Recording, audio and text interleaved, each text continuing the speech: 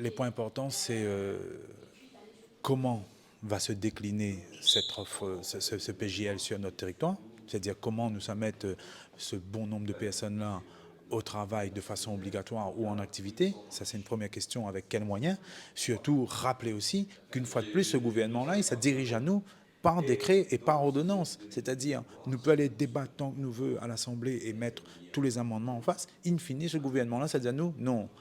quand il s'agit des Outre-mer, ça va être décidé dans mon bureau à huis clos. Donc forcément, il était important pour nous de faire un point d'étape avec la population, de faire ce travail de pédagogie législative avec la population pour dire que ça est en train de se passer à Paris, pour que vous soyez tenus informés, tenus au courant de quel sens nos combats pour défendre l'intérêt des Réunionnais, comme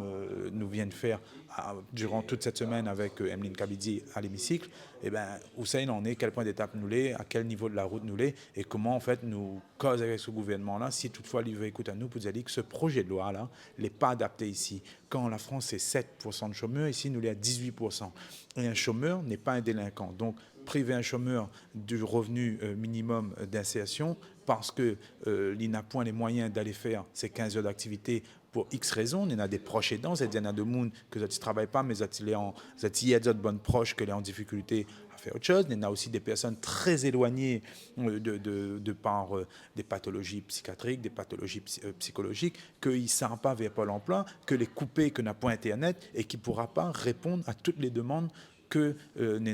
toutes les obligations plutôt que Nénois dans ce PJL-là. Donc, pour toutes ces raisons, nous sommes en train de bataille pour que ce texte-là soit plus adapté à notre territoire plutôt que de sanctionner, amener vers l'insertion, parce que nous ne voulons pas que le RMI, que l'était écrit en 88, c'est-à-dire le revenu minimum d'insertion d'un pays comme la France, devienne le RMO, le revenu minimum d'obligation.